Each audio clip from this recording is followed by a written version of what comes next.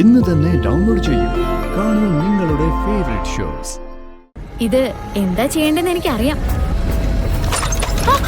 അയ്യോ വണ്ടി നിർത്ത്. അയ്യോ വള പോയി. നിർത്ത് നിർത്ത് നിർത്ത് വണ്ടി നിർത്ത്. അയ്യോ എന്റെ വള എവിടെ പോയി? അയ്യോ ദേ വള പോയല്ലോ. അയ്യോ കൃഷ്ണ വേണ്ട, ഏതോ പാമ്പിന്റെ പൊത്താ അത്. ഈശ്വര, ഗാതമോൾക്ക് അപകടമൊന്നും വരുത്തല്ലേ. എന്തൊരു ഉറക്കമായിരുന്നു നന്ദേട്ടാ ഇന്നലെ. നേരം വെളുത്തിട്ട് പോലും എഴുന്നേക്കുന്നുണ്ടായിരുന്നില്ല. അതെടോ, വല്ലാത്തൊരു സമാധാനമായിരുന്നു ഇന്നലെ രാത്രി. സർപ്പുകളും പൂജയെല്ലാം ഭംഗിയായിട്ട് നടന്നു. ഇനി ആ ദൈവങ്ങളെല്ലാം നവീന കാവലായിട്ടുണ്ടാവും. അതിനുശേഷം ഭക്ഷണം എന്താണോ? അയ്യേ, ഇതെന്തോന്നു സാറേ? ഇതാണോ കല്യാണ നിശ്ചയത്തിനുള്ള വേഷം? ഇതിനെന്താ കുഴപ്പം? എന്റെ പൊന്നു സാറേ, ഇത്രയും വലിയൊരു തറവാട്, ഇന്നലെ സർപ്പക്കാവും സർപ്പം തൊഴിലും ഒക്കെ നടന്നൊരു അന്തരീക്ഷം. ഇതിനിടയ്ക്ക് സാറി കോട്ടുസൂട്ട് ഇട്ടപ്പോ ഈ മോരുമുതിരയും പോലെ അങ്ങനെ ഒരു ചേരായ്മ. എടോ, വന്നു നിൽക്കുന്നത് തറവാട്ടിലാണെങ്കിലും ഞാൻ നവീൻ ഗോപാൽ വർമ്മനല്ലേ. എനിക്കിത് മതി. അത് പോരാ. നീ എന്താടാ ബിസിനസ് മീറ്റിംഗിന് പോവാണോ? മാണിക്കുഞ്ഞെ, മുണ്ടും ഷർട്ടും ഒക്കെ പെട്ടിലിരിപ്പില്ലേ? അതെത്ര വേണേലും ഉണ്ട്. മുത്തശ്ശി, അതിന്റെ ഒന്നും ആവശ്യമില്ല. നമ്മൾ എന്താണോ അതുപോലല്ലേ ആളുകൾ നമ്മളെ കാണേണ്ടത്. ഞാനൊരു കാര്യം പറയാം.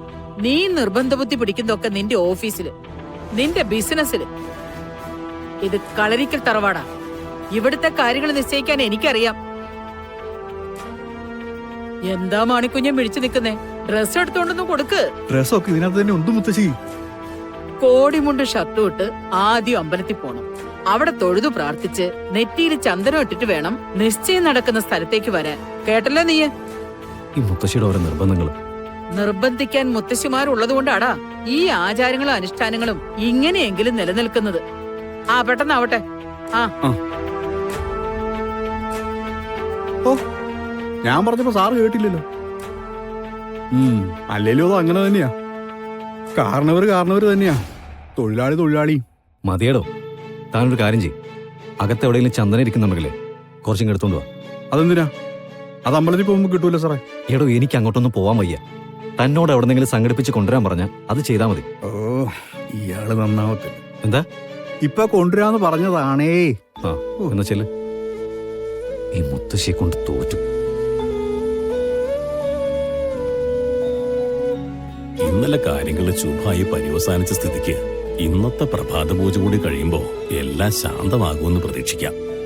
തിരുമേനി, അത് നോക്ക്.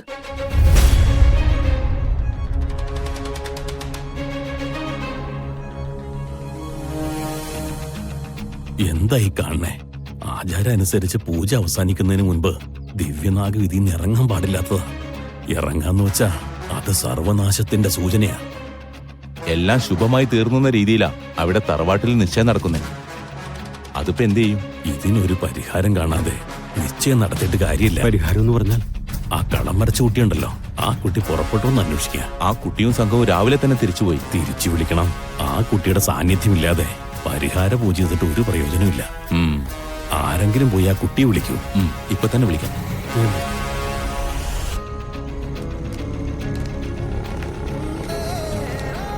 മോളെ കൃഷ്ണേ, ഇത്രയും കഴിവ് നിനക്കുണ്ടായിരുന്നെങ്കിലേ എന്നേ നിനക്ക് ഞാൻ ലക്ഷങ്ങൾ ഉണ്ടാക്കി തന്നേനെ. ഇനി ഇതുപോലുള്ള റിസ്ക് ഉള്ള പരിപാടിയും കൊണ്ട് കൃഷ്ണയുടെ മുമ്പിലേക്ക് വരാൻ നിൽക്കണ്ട. എടി, റിസ്ക് എടുത്താൽ എന്താടി വേണേ? പറഞ്ഞതിനേക്കാൾ കൂടുതൽ കൂലി കിട്ടി. പിന്നെ മിന്നുന്നൊരു വളെ. നാളെ ഇവൾക്കൊരു ആവശ്യം വന്നാലേ നേരെ ആ കളരിക്ക് തറവാട്ടി ചെന്ന് ആ മുത്തശ്ശിയോട് വെറുതെ ഒന്ന് കാര്യം പറഞ്ഞാൽ മതി. അവര് കാശും പൊന്നും കൊണ്ടുവന്ന് കൊട്ടുകളുടെ മുന്നില്. അങ്ങനെ അധ്വാനിക്കാത്ത കാശൊന്നും എനിക്ക് വേണ്ട. സർപ്പക്കളം വരയ്ക്കല് കൃഷ്ണ ഇതോടെ നിർത്തി. ആ പാമ്പ് വന്ന് ഇവളുടെ അടുത്ത് നിന്നപ്പോഴുണ്ടല്ലോ, ഓ ഞങ്ങളുടെ അവസ്ഥ ചേട്ടന് പറഞ്ഞ മനസ്സിലാവൂല. അടുത്ത് വന്ന് നിന്നാലേ ഉള്ളൂ. വര വരച്ചു കൊടുത്ത പോലല്ലേ ആ കുടത്തിലേക്ക് പാമ്പി എന്ന് കയറിയത്. ഇവക്ക് എന്തോ ദിവ്യശക്തി ഉണ്ട്. ഇക്കാലത്ത് ഒരാൾക്കൊരു ദിവ്യശക്തി ഉണ്ടെങ്കിലേ അത് വിറ്റ് കാശാക്കും. മിണ്ടാതിരുന്നോട്ടോ, അല്ലെങ്കിൽ വണ്ടിയിൽ തള്ളിയിട്ട് കൊല്ലും ഞാൻ.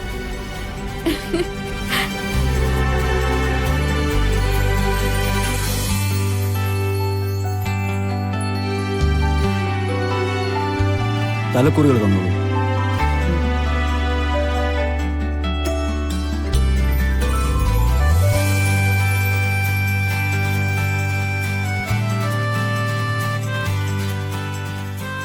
തിരുമേനി മോതിരങ്ങൾ വെച്ചോളൂ. മാറാനുള്ള മോതിരങ്ങളാണ്.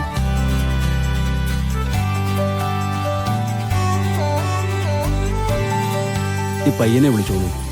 മാണിക്കുഞ്ഞേ, മാണിക്കുഞ്ഞേ, എന്തോ നവീനെ കൂട്ടിക്കൊണ്ടുവരൂ. ഓ ആയിക്കോട്ടെ.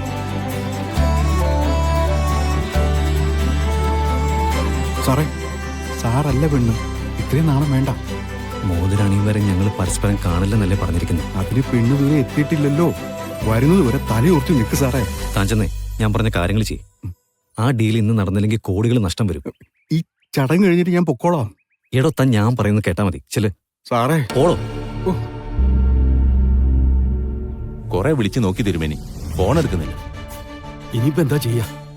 നിശ്ചയത്തിന് മുഹൂർത്തമായി. കുടത്തീന്ന് ദിവ്യനാഗം പുറത്തിറങ്ങിന്ന് പറഞ്ഞ പരിഹൃതമാകാത്തൊരു പാപം ഇനിയും ബാക്കിയുണ്ടെന്ന. അങ്ങനെ ഒരു അവസ്ഥയില് ഈ നിശ്ചയം നടക്കാൻ പാടില്ല. നിർത്തിവച്ചേ പറ്റൂ. പെൺകുട്ടി അവളുടെ വീട്ടുകാർ ഇന്നലെ തന്നെ വന്നതാ. ഇതിപ്പോ മുഹൂർത്തത്തിലൊരു തടസ്സം വരാന്ന് വെച്ചാ അവര് ചിലപ്പോ ഇതിന്ന് ഒഴിഞ്ഞു മാറിയാലോ. ആയുസ്സുണ്ടായാലല്ലേ അനുഭവിക്കാൻ പറ്റൂ. സർപ്പക്കാവിലെ പരിഹാര പൂജ വരെ ആ നിശ്ചയം നടക്കരുത്. എന്തൊരു ഭംഗിയ കൃഷ്ണ ഈ വള കാണാൻ. രാജപരമ്പരയിലെ കുടുംബ ആഭരണങ്ങളൊക്കെ അന്നത്തെ കാലത്തെ സൂക്ഷിച്ചു വെച്ചിരുന്നതാ. എന്തായാലും കൃഷ്ണയുടെ ഒരു ഭാഗ്യം. എന്ത് ഭാഗ്യം. അമ്മയുടെ ഓപ്പറേഷന്റെ കാര്യം വന്നാല് ഞാൻ ഇതങ്ങ് വിൽക്കും. അയ്യോ എന്റെ പൊന്നുമോളെ, അങ്ങനൊന്നും ചെയ്യാൻ പാടില്ല. അത്രയും വിശേഷപ്പെട്ടൊരു സാധന അത് വിൽക്കുമെന്നോ? ഹ, പിന്നെ ഞാനിത് കയ്യിലിട്ട് നടന്നിട്ട് എന്തിനാ? ഞാനാ കളരിക്കലെ പെണ്ണൊന്നും അല്ലല്ലോ. അവിടെ ചെന്ന് കേറാനുള്ള പെണ്ണും അല്ല. അല്ല സുരേന്ദ്രേട്ടാ, നമുക്കിതൊരു വലിയ സംഭവമായിട്ട് തോന്നുന്നത് എന്തുകൊണ്ടാ? അത് സ്വർണ്ണമായതുകൊണ്ട്.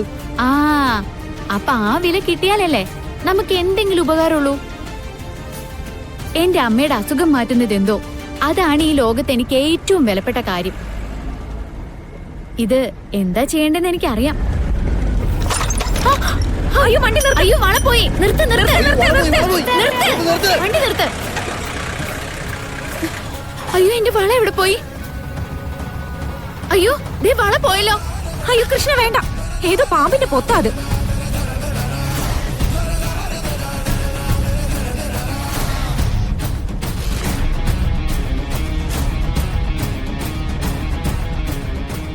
നവീന്റെ ജാതകവുമായി ഇതിനേക്കാൾ ചേർച്ചയുള്ള ഒരു ജാതകം ഇനി കിട്ടാനില്ല. ശാപമോക്ഷ പൂജയിൽ വീഴ്ചകൾ വന്നുകൂടാ. സർവനാശമാണ്. കളരിക്കൽ നാട്ടുവംശത്തെ പുരുഷന്മാർ ആദ്യ വേളി കഴിച്ചെത്തുന്ന കന്യകമാർ സർപ്പദംശനം മൂലം മരിക്കാൻ ഇടവരട്ടെ.